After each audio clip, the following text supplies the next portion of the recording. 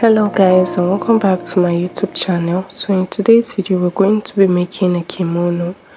Okay, so first things first, I've gone ahead to fold my fabric, and I folded my fabric into 4. Okay, so as you can see, I folded it into 4, and we're going to be placing our measurements from here. Okay, I'll be using the edge as my starting line, and we're just going to take our measurements. Okay, it's a very simple tutorial. Okay, so from the midpoint you're going to place your neck measurement. Okay, so for my neck width I'm going to be placing 3.5 inches, and I'm just going to mark that out at 3.5 inches. Okay, so just mark out 3.5 inches, and then for the neck depth I'll be coming down by 1.5 inches. Okay, if you want it to be higher you can come down by 1 inch. Okay, and I'm just going to connect the 2 points together just as you see me doing. Okay,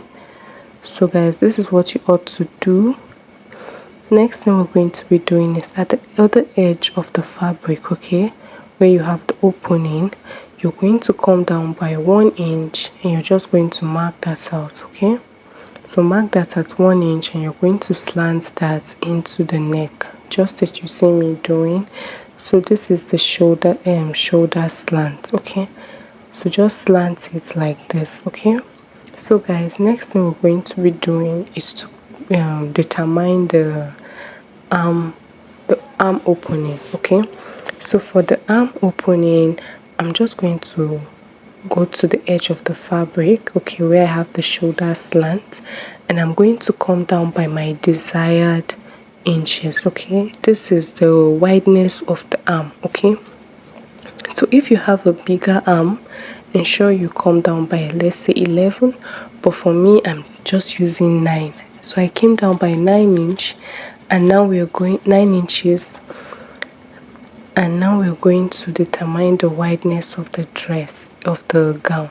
So for mine I used 14 inches. If you're bigger than me, I'm a slim person, you could use 16 or just make yours wider. Okay, and I'm just marking 14 inches. Okay, so go ahead and mark 14 inches, and now I'm going to take this 14 inches all the way to the end. Okay, so before that we're going to determine the length. So for the length I'm just using the length of the ankara.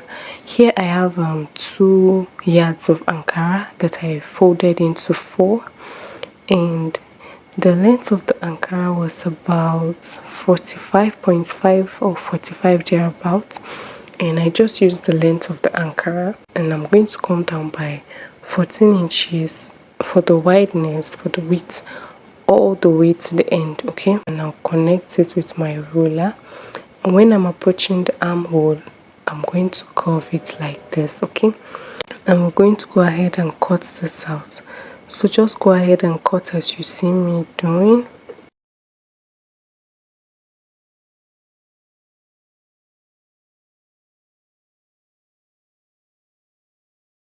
So guys, this is what we have.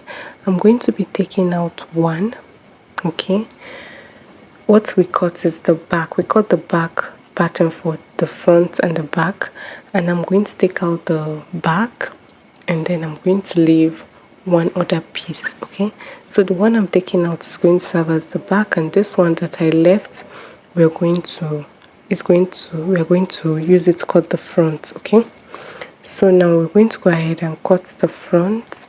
What we're going to be doing is to come down by what we have at the neck, and from there we'll be reducing what we have. So 3.5, 3, 3, 2.5, 2, like that. Okay, and you're going to connect everything together just like this, and we'll go ahead and cut it out. Okay, so guys, this is what we have after opening it up, and we're going to go ahead and stitch now. We'll stitch the shoulder by 1/2 inch. I'm going to stitch the sides by 1/2 inch. Okay, I'm going to go ahead and do that right now, and I'll come back and show you guys what I have. So guys, as you can see, I've gone ahead to do that. I've closed the sides and the shoulder. Okay, I also went to cut 5 inches strap. Now this strap, you're going to measure what you have from the length to the neck. Okay, you're going to measure all around. My strap was very long and it's about 5 inches wide. Okay, and when we fold it into two, it's going to give us 2.5. okay, it's going to serve as the band, and we're going to fold it into two. Now the midpoint is where you're going to be attaching the midpoint of the band to the midpoint of the kimono. Okay, now to get the midpoint of the kimono, we're just going to fold the kimono into two. Okay, so fold it like you see me doing, just like this, and you want to notch the back, the neck of the back. You're going to notch the neck of the back just like this. Okay, so guys, this is what we have, and then you're going to place the midpoint of the band to the notched area, and you're going to stitch all around. Okay, you're going to stitch all around. Ensure your strap is long. So guys, I've gone ahead to stitch it, and this is what we have. I'm going to go ahead and trim out the excess strap I have. So just go ahead and trim out yours, just as you see me doing. So you're going to trim out what you have at the end, and guys, this is what we have. Now I'm going to go ahead and add a strap, just like the 5-inch strap to the arm. Okay, so to the arm opening, I'm going to do that. So guys, I've gone ahead to do that, and as you can see, it looks nice. I had to join because I didn't have enough fabric.